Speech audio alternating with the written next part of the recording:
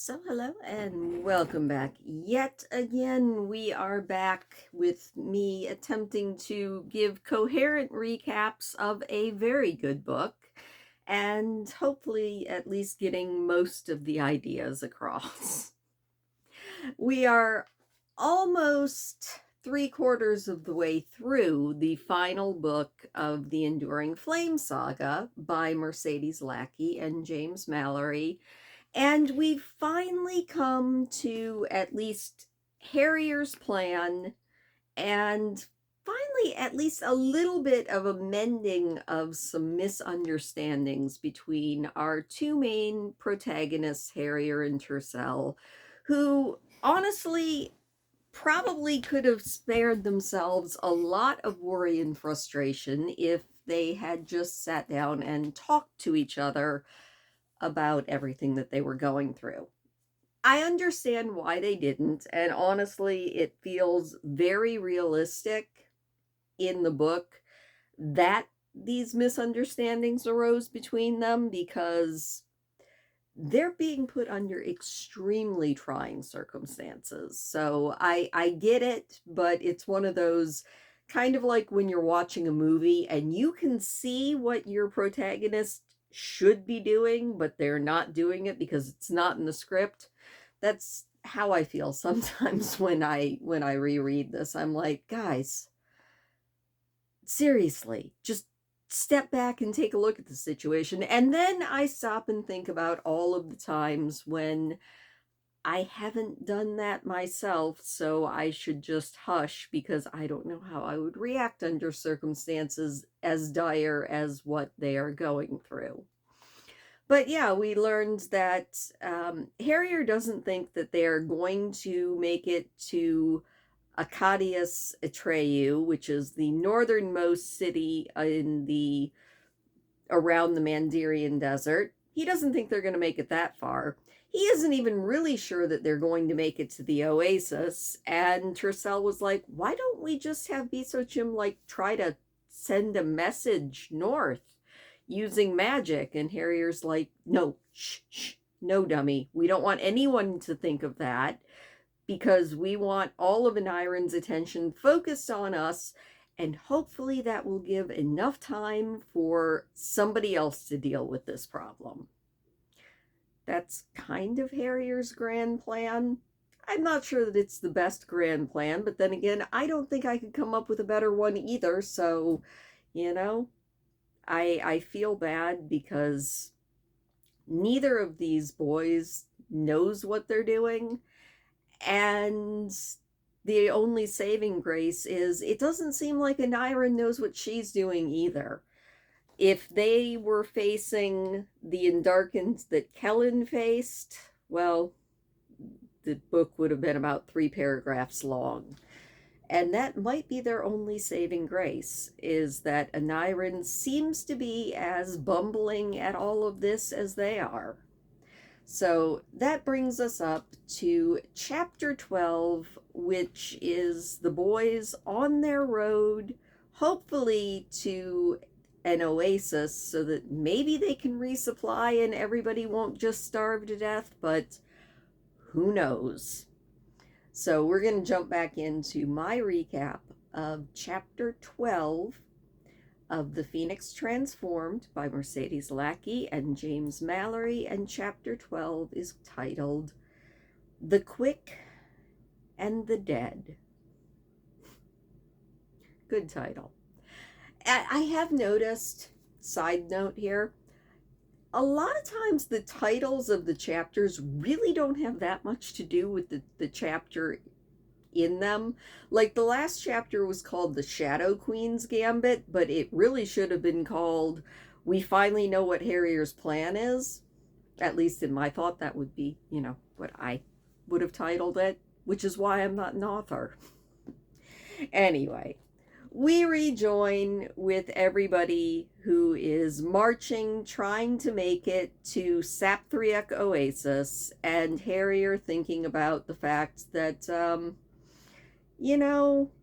it's probably not the most direct route, but it might also be their best hope of survival because even before Anirin scoured the desert of pretty much everything living, there wasn't much that grew in the desert, and even keeping in mind that Bisochim can maybe make all of their seeds grow once they get to the oasis, they still kind of have to have something for them to grow in, and growing stuff in bare soil probably isn't going to work. And Harrier stops to think that it's kind of a good joke on the part of the wild magic that he never cared about plants, he never cared about gardening, and now suddenly he cares about it way more than his mother ever did. And that makes him think about home and the fact that he's probably never going to see his home again. He's probably never going to see his family again.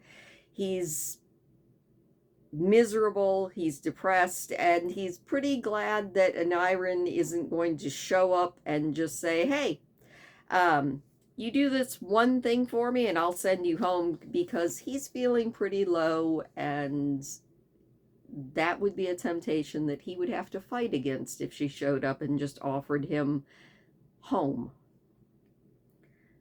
That was why he was willing to keep going, day after day, taking this second best chance of victory, doing everything that he could think of to keep Anirin's tension focused on them, on keeping her here for as long as possible. The time that Anirin was using up, wearing them down, was time for Saravase to heal, not to be able to fly again.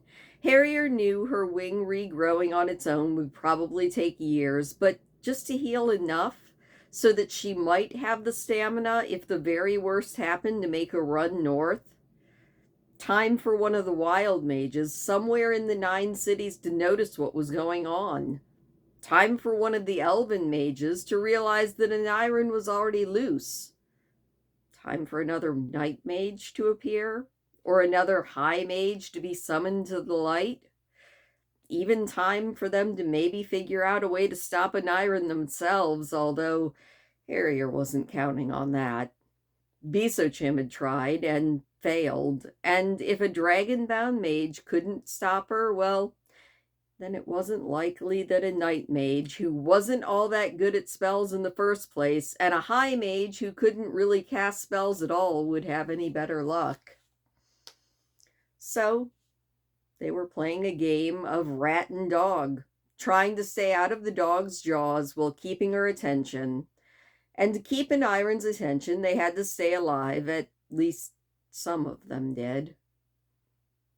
Harrier thought about it. He's like, even if they get to the oasis and Xanatar, who has volunteered to take some fast shotars and run for the north with a group of volunteers, even if that happens, he doesn't think it's going to work. And he doesn't really want to send even Xanatar's people who were his enemies at the start of this, he doesn't want to send them just out to die the way the other tribes had died when they broke off. But everyone was exhausted, near starvation. They were all looking forward to reaching the oasis and just being able to stop, if only for a few days. Harrier hoped more than he could say that the apples they were carrying could be turned into apple trees, not to mention the lemons, the narjarns, the figs. They would slaughter the last of the sheep and goats there, he thought. They would get a decent meal out of it, and they would at least travel faster without having to chase goats all over the desert. They could winnow the shotars, too. Let Saravase gorge herself on the smelly things. She certainly deserved it. Harrier realizes that in his own mind, at least, he's thinking about the oasis as if none of them are ever going to leave it, and he kind of wonders if that's maybe a sign from the wild magic, and he's really hoping that it's not. But he's like, if we can get there and make it into a big walled fortress, maybe make things grow there, maybe actually have a good meal, then maybe they could make a last stand there. Maybe they can fight an iron there, and if it looks like they're going to be overrun, well, his plan was to give Shariah his swords, let Xanatar put a noose around his neck, and try to heal Saravase all by himself. Or, heck, maybe they'll go with Tercell's plan and have Bisochim try to send a message. He doesn't want to do that, except as a very last resort. And then he thinks about Tercell. Harrier wondered just when Tercell would realize what Harrier was thinking about these days. Harrier hadn't discussed his strategy with Tercell, and he hadn't discussed it with Bisochim. It was bad enough for him to suspect that Bisochim was going crazy and taking Saravase with him, because it meant not only could Harrier not trust Bisochim, it meant that Harrier also couldn't trust Saravase, because they had a whole desert's worth of proof that Saravase had to do whatever Bisochim wanted her to do, even if she didn't want to. Harrier was sorry for Saravase, but he couldn't work up much sympathy for Bisochim. Everybody should know better than to mess with demons, but Tercell was Harrier's friend, and Harrier did care about Tercell, and he was afraid that Tercell was going just as crazy as Bisochim seemed to be. And because of that, he couldn't trust any of Tercell's opinions not to be colored by what Aniran wanted, and he wasn't even really sure that Aniran could not somehow collect information out of Tercell's mind without revealing her presence. And when Tercell figured out that that was what Harrier was thinking, Harrier winced. Of course, there was always the other possibility. If he thought everybody was going crazy except for him, that might be the only proof that he needed to realize that he was the only one actually going crazy. So we leave Harrier with those absolutely happy thoughts as they are coming up towards about the time that they usually stop for the night and put up their tents and start lighting up the desert to keep the goblins away and everything like that. It's the worst time of the day because it's when their visibility's the worst, because the sun's right in their eyes before it goes down. And Harrier looks out, and lo and behold, there's another army of shambling zombies coming at them.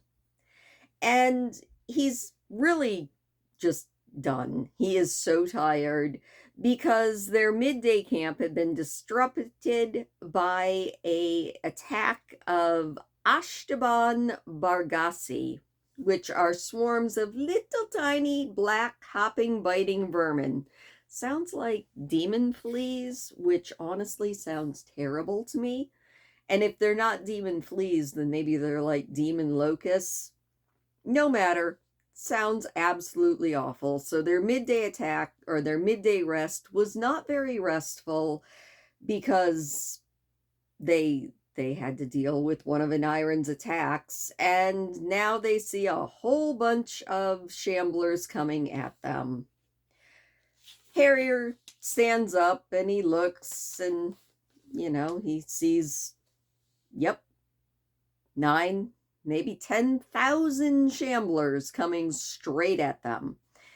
He thinks one good thing, they seem to move at a nice, slow, shambling pace. At least they're not the fast kind of zombies that we know from, 28 days later or whatever.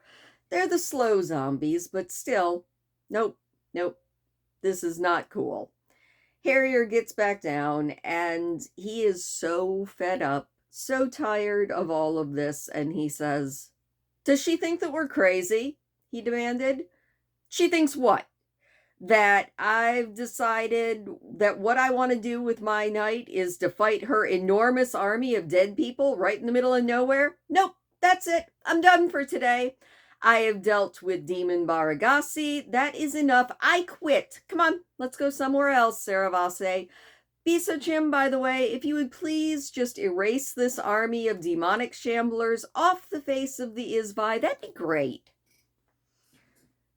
Tercel is so startled by Harrier's outburst that he actually laughs. Biso Chim's just like, erase them. Got it. And he's getting ready to do that. Harrier is still going on at the top of his lungs to anybody listening. He's like, I quit, Harrier shouted in the direction of the advancing shamblers. Shift's done. Going home. Not leading any more armies today. Might as well give up. Come on. And Saravasi interrupts Harrier.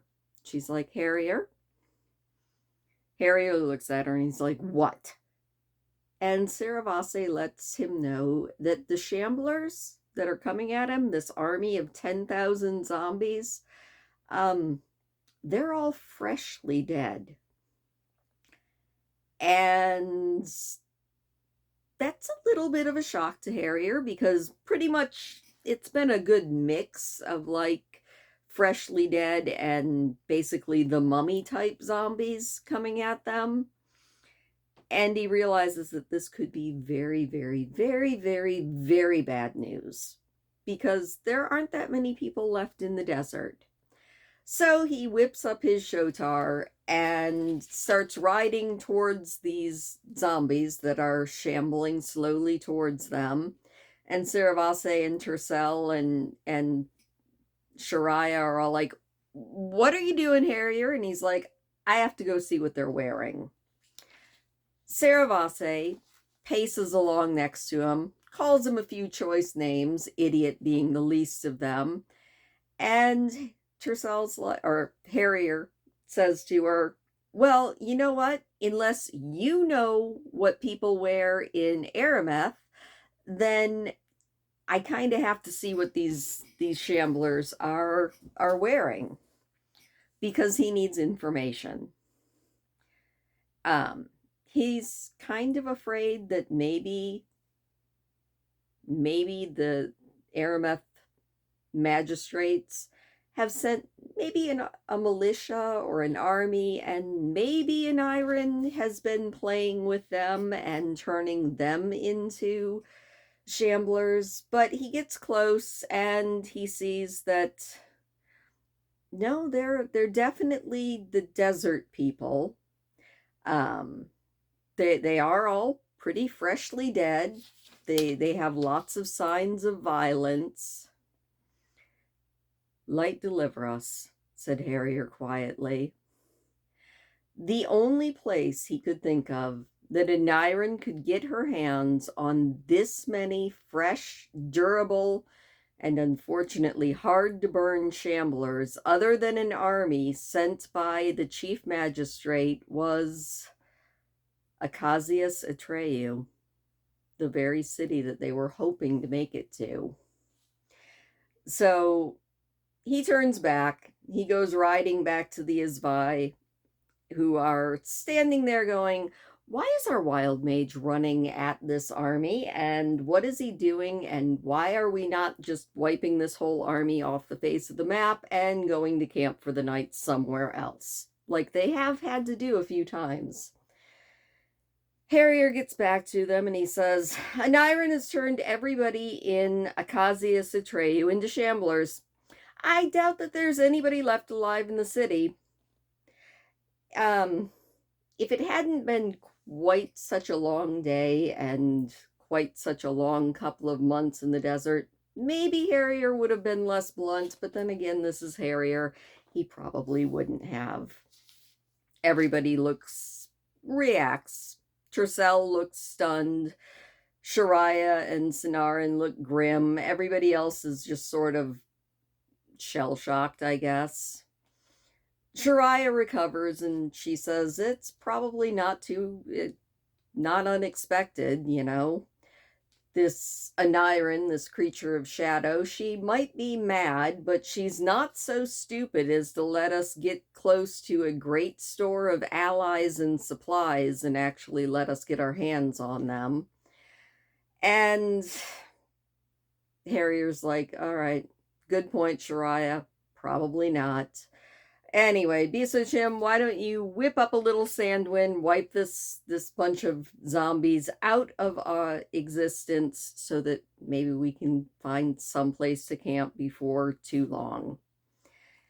Bisa Jim nods and does whatever he does to concentrate and gather the wind and everything. Tercel heads out of the way because wild magic and high magic still don't get along, and it makes him feel very, very decidedly ill if he's anywhere within about a half mile of Bisochim or Harrier when they're doing magic.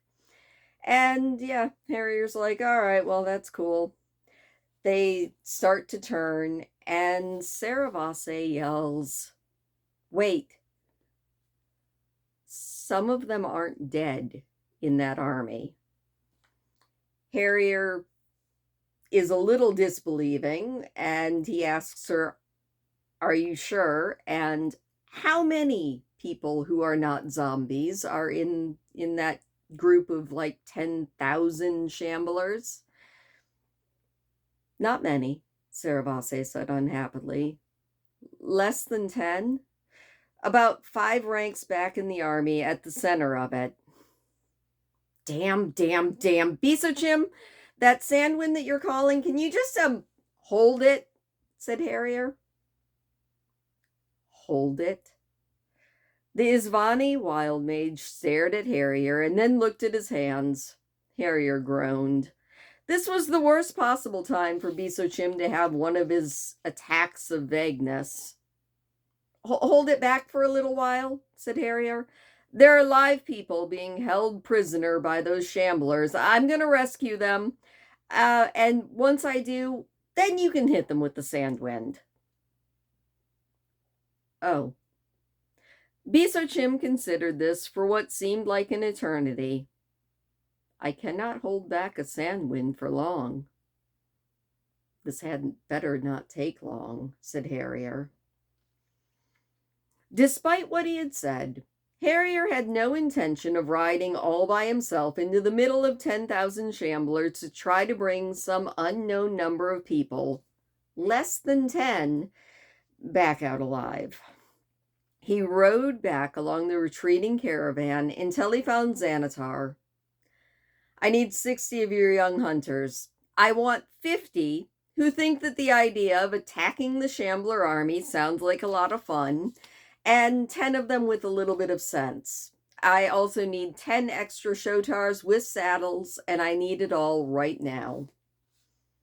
Xanatar, unlike probably anybody with sense, immediately thinks that this is a grand idea, and he says, all right, yeah, that's fine, but you can't go, Harrier. And Harrier tells him, Saravase says that there are people alive with the shamblers. We're going to rescue them, and we're going to find out what happened to Acazius Atreyu. And I'm going along to make sure that they're not tainted in the middle of the army in some trap of an Irons. Anyway, hurry up, because Bisochim can't hold back this sandwind forever. So he gathers up his 60 warriors and his extra Shotars. And unfortunately, he's a little bit upset to see that Shariah is riding along, and they somehow, and there's a lot of really good dialogue and really good, like, very gritty war description in this, but they make it close enough that Harrier can tell that the living people that are in the middle of the shamblers are not tainted, and then they have to fight their way through to them. They have gotten fairly good at fighting, and the fact that 50 of Xanatar's young warriors that he asked for as volunteers are actually kind of cool with the idea of attacking the Shambler army means that they're able to drive their way through. When they get into the middle where these living people are, they're in really bad shape. They are filthy, they're sunburned, and they don't look much better than the Shamblers look, but they are alive. Harrier manages to get them up onto Shotars, And he stops and does a quick count and realizes they had lost 23 Isvani coming in, at least one by something close to self-deletion. They would have all died trying to get out because they were starting from a standstill and because the shamblers were doing their sluggish best to mass directly in front of them. They wouldn't have made it except for one thing. On the way out, their Shotars could actually see that they were heading through the shamblers and out into the open desert, and they would do anything to get there. So, escape is not quite just as easy as riding out while the Shotars trampled all the shamblers, but, it's almost that easy. Harrier realizes that the shamblers are completely ignoring the camels in order to attack the Isvani, and most of them make it out. They do lose another 2 or 3 of the young warriors as they're on their way out, and Harrier thinks to himself, 31. I sacrificed 31 to rescue 8. But he does rescue the 8 people that were alive in the middle. They make it through the ranks of shamblers and are galloping, because they can't get their Shotars to stop no matter what, back towards the Isvi. And as they go running past, he shouts, "Go!" to Bisochim, knowing that Saravasi would at least hear him. And they make it out, which is good. Harrier finally gets his Shotar to stop, and Tercel is like, did you, Art? And Harrier just looks at him and he says, "We lost 31 people, but we rescued the living. But get down, I need your Shotar." Tercel's like, "Wait, what? Where are you going?"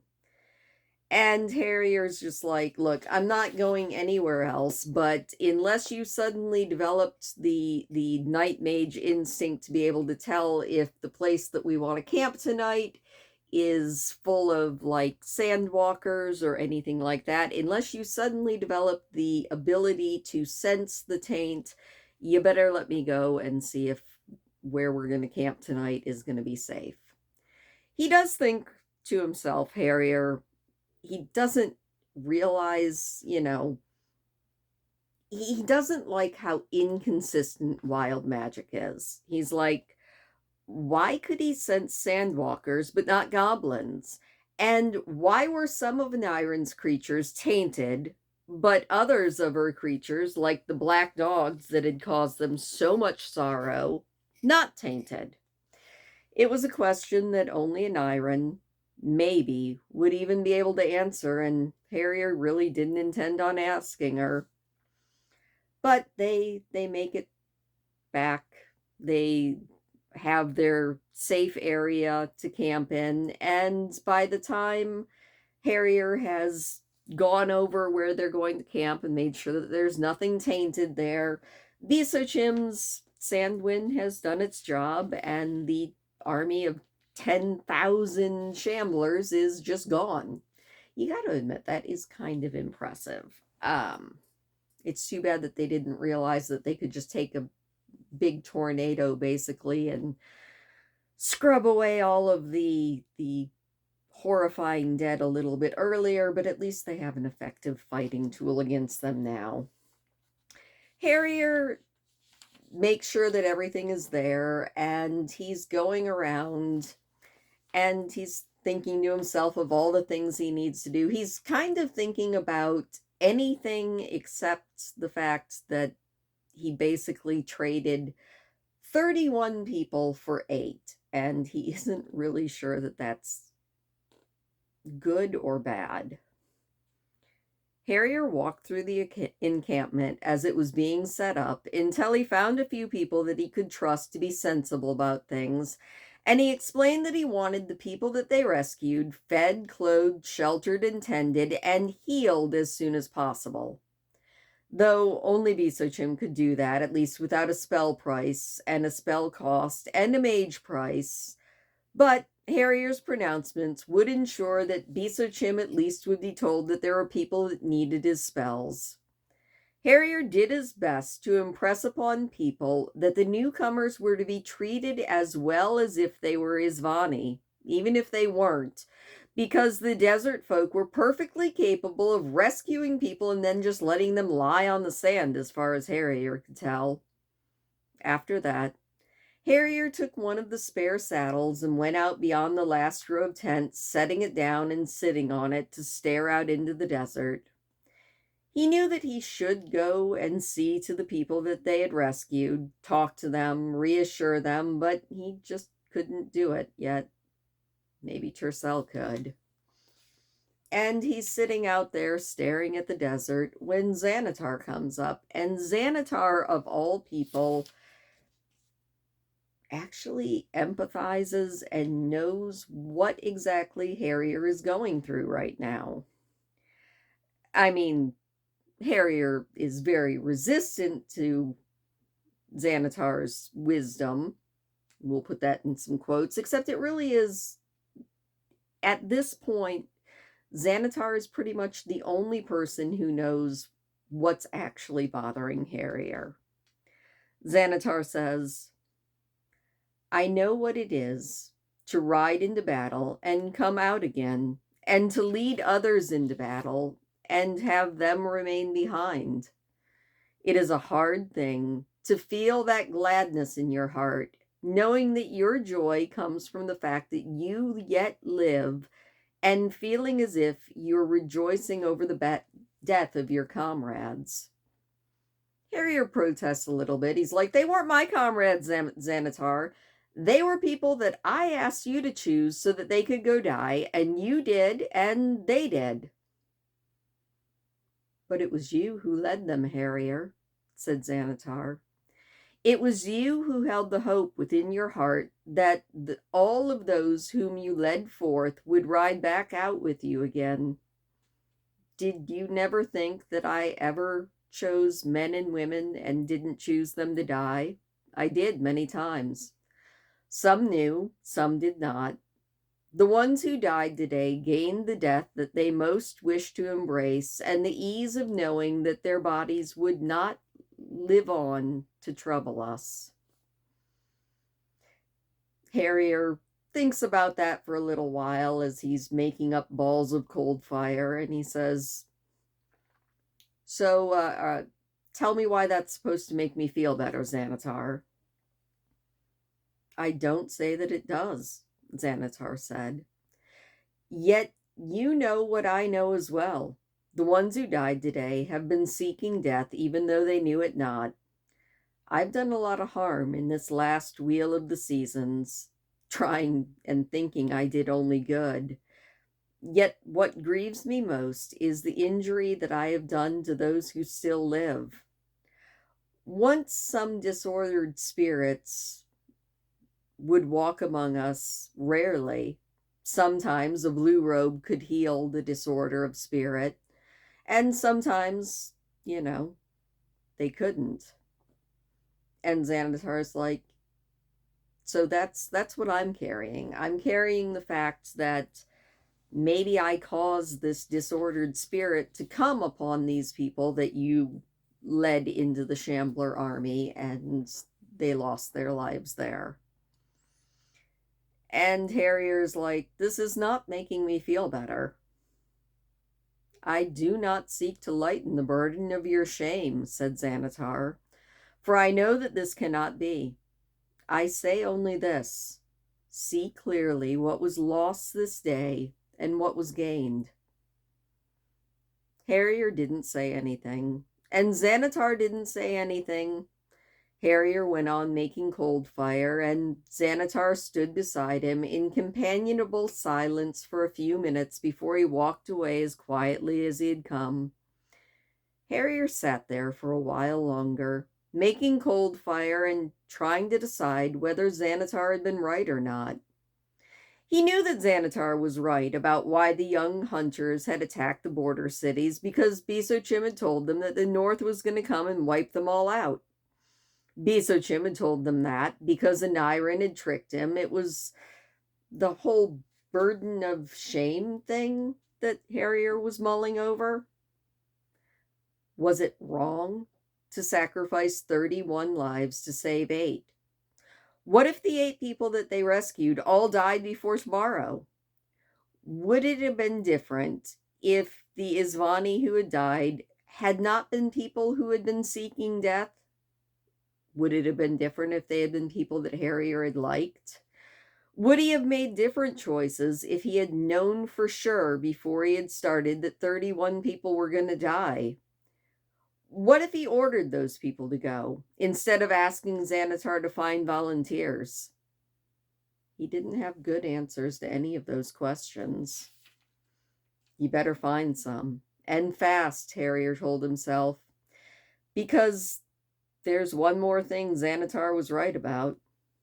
This isn't the last time something like this is going to happen.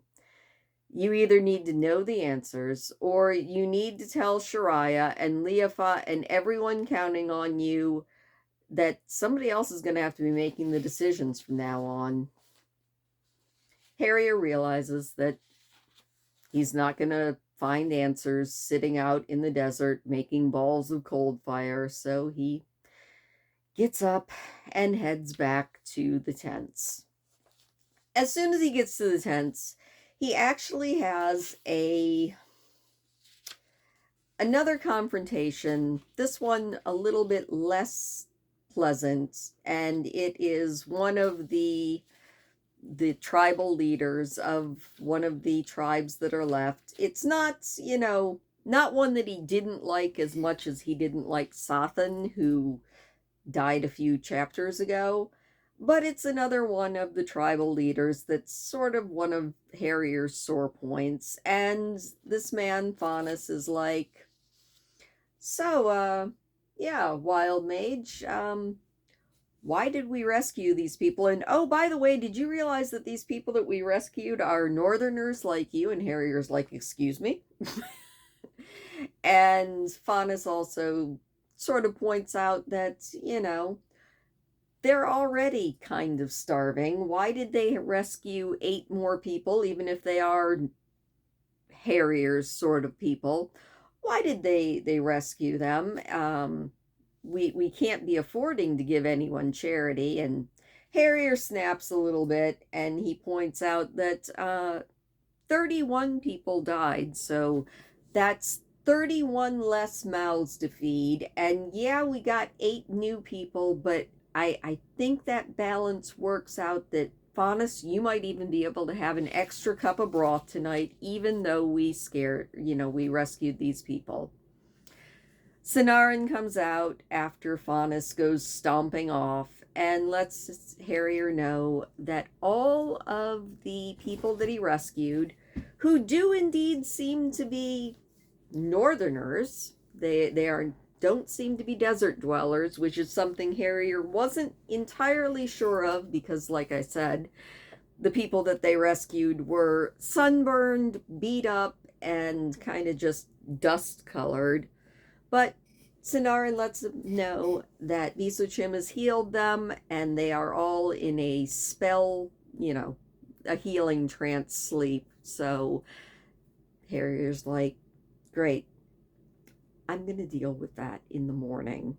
Hopefully we can figure out what all of these people were doing in the middle of an army full of shamblers, why they weren't killed, and what happened to Acacius Atreyu, the city that they had such high hopes of getting to. And I don't think that Harrier thought that they were going to get help, but maybe in the back of his mind he was hoping for a little bit of help. And that is where the chapter ends. Anyway, this was a good one, if only because it brings up something that I don't think I had ever really thought about before, because I don't know if I've said it recently, but if you guys have been around for a little while, I think I've mentioned it a few times that I was actually in the army a long, long time ago, what feels like 10,000 lifetimes ago. But I was never like a commander. I just did the army as a job, basically. And I can't imagine, but I do know from stories I've read and from talking to people who were actually in command of things in the military, I can't imagine that it would be much different from what Harrier was just describing. The whole guilt of living is, I think that was dealt with a little bit with like Kellen and everybody in the first trilogy. Kellen had several times when he felt very guilty just for living through a battle.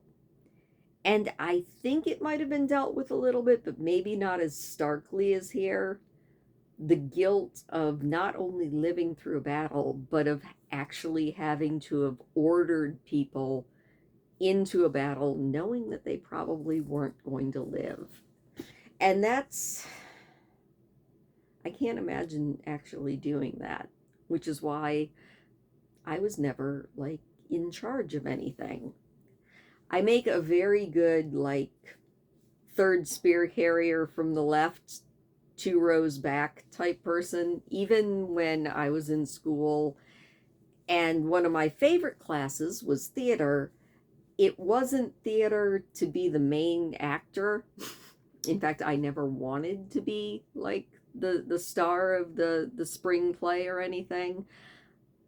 Background actor has always been me. And so I think that's why I like fiction books so much, sci-fi and fantasy, is you can peer into a different world, even if it's a totally fantastical world, and at least vicariously see what it would be like to be in center stage, the main actor, main character, that's what they're called. Even if you know in your heart that you are third spear carriers, 2 rows back, red shirt, you know. I don't know. I don't know if any of that made sense. I just realized I've rambled for the last few minutes and don't know if anything I said just made sense. This is why I probably should script these, but I don't because I'm really bad at scripting stuff. Again, I'm not a good main character. But I do appreciate that you at least indulge me enough to listen to me talk about these books that I love so much. So thank you so much for listening. I'd really appreciate it if you would hit the thumbs up button on your way out. It does make me smile, and heck, maybe even consider hitting the subscribe button if I amused you at all. And hopefully I will see you again next time.